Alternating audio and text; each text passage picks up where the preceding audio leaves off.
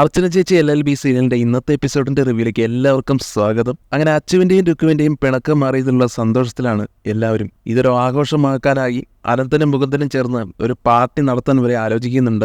ഈ സമയം അവിടേക്ക് എത്തുന്ന മഞ്ജു താനും അനന്തേട്ടനും പിണങ്ങിയ സമയത്ത് എന്തുകൊണ്ട് ഇത്തരം ആഘോഷങ്ങൾ ഉണ്ടായില്ല എന്ന് ചോദിക്കുന്നു. ഇതിന് മറുപടിയായി അർച്ചന തന്റെ ജീവിത തത്വങ്ങൾ പങ്കുവച്ചു. പിണക്കങ്ങൾ ഉണ്ടാകുമ്പോഴാണ് സ്നേഹത്തിന്റെ ആഴം തിരിച്ചറിയാൻ കഴിയുന്നതെന്നും ഭാര്യയും ഭർത്താവും തമ്മിലുള്ള വാദത്തിൽ ആര് തോറ്റാലും ജയിക്കുന്നത് സ്നേഹം മാത്രമാണെന്നും മാത്രമല്ല ഒരു വീട് വലുതാകുന്നത് മതിലുകളാലല്ല മനസ്സുകൊണ്ടാണ്. കൊച്ചു കൊച്ചു സന്തോഷങ്ങളാണ് വലിയ സന്തോഷങ്ങളിലേക്ക് വഴി തുറക്കുന്നത്. നിങ്ങൾ മറ്റുള്ളവരെ അനുകരിക്കാതെ മറ്റുള്ളവർ നിങ്ങളെ കണ്ട് ജീവിക്കാൻ കഴിയുന്ന തരത്തിൽ മുന്നോട്ട് പോകണമെന്നും അർച്ചന അവളോട് പറഞ്ഞു. അർച്ചനയുടെ വാക്കുകൾ ഇഷ്ടമാവാതെ രുക്കു അവിടെ നിൽക്കുന്നുണ്ട്.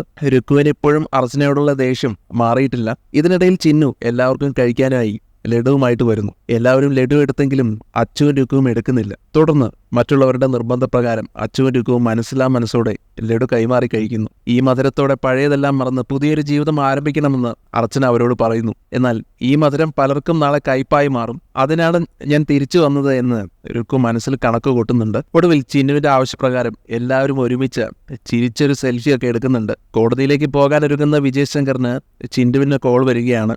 ചിന്നു വിജയ് ശങ്കറിനോട് നന്ദി പറയുന്നുണ്ട്.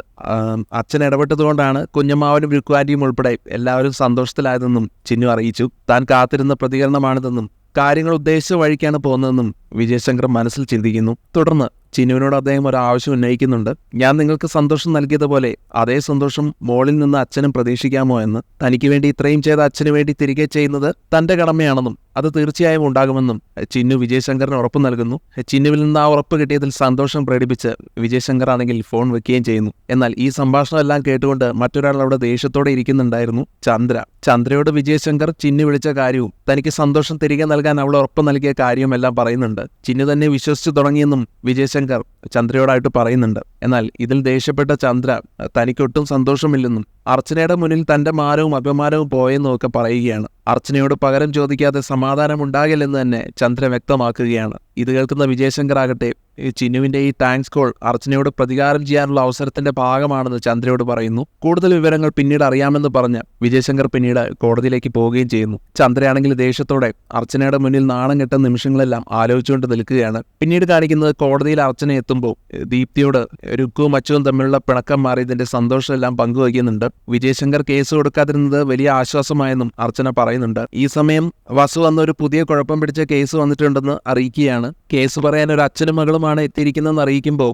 അവരെ അകത്തേക്ക് വിളിക്കാൻ തന്നെ അർച്ചന ആവശ്യപ്പെടുകയാണ്. അങ്ങനെ ആ അച്ഛനും മകളും വന്നിരിക്കുമ്പോൾ എന്തു പറ്റിയെന്ന് അർച്ചന അവരോട് ചോദിക്കുമ്പോൾ അച്ഛൻ വിഷമത്തോടെ കരഞ്ഞുകൊണ്ട് തങ്ങളെ രക്ഷിക്കണമെന്ന് അപേക്ഷിക്കുന്നു. ഒരു ചതിയിൽപ്പെട്ടതിന്റെ പേരിൽ ഒരാളെ തങ്ങളെ ബ്ലാക്ക്മെയിൽ ചെയ്യുകയാണെന്നും പോലീസിൽ പരാതി നൽകിയിട്ടും പ്രയോജനമുണ്ടാവില്ലെന്നും അദ്ദേഹം പറഞ്ഞു. ഇതാണ് ഏറ്റവും ഉചിതമായ സ്ഥലമെന്ന് കരുതി വന്നതാണെന്നും കൂട്ടിച്ചേർക്കുന്നുണ്ട്. പ്രശ്നം എന്താണെന്നും മോൾക്ക് എന്ത് സംഭവിച്ചെന്നും അർച്ചന ചോദിച്ചെങ്കിലും പറയാനുള്ള മടി അച്ഛൻ പ്രകടിപ്പിച്ചപ്പോൾ അർച്ചനയും ദീപ്തിയും ചേർന്ന് അച്ഛനോട് കുറച്ചു നേരം പുറത്തു നിൽക്കാൻ ആവശ്യപ്പെടുന്നു. അങ്ങനെ MBA വിദ്യാർത്ഥിനിയായ താൻ ബാംഗ്ലൂരിൽ ഒരു സുഹൃത്തിന്റെ പിറന്നാൾ ആഘോഷത്തിൽ പങ്കെടുത്തെന്നും അവിടെ വെച്ച് ഒരു ഡ്രിങ്ക്സ് കഴിച്ച അബോധാവസ്ഥയിലായെന്നും ആ സമയത്ത് അവിടെ ഉണ്ടായിരുന്ന 2 പേർ തന്റെ ചിത്രങ്ങൾ എടുത്തു. ആ ചിത്രങ്ങൾ സോഷ്യൽ മീഡിയയിൽ പോസ്റ്റ് ചെയ്ത് അപകീർത്തിപ്പെടുത്തുമെന്ന് പറഞ്ഞ് അവർ ഭീഷണിപ്പെടുത്തിയിരിക്കുകയാണ്. അതുകൊണ്ട് തന്നെ രക്ഷിക്കണമെന്ന് ആ പെൺകുട്ടി അർച്ചനയോട് അപേക്ഷിക്കുന്നു.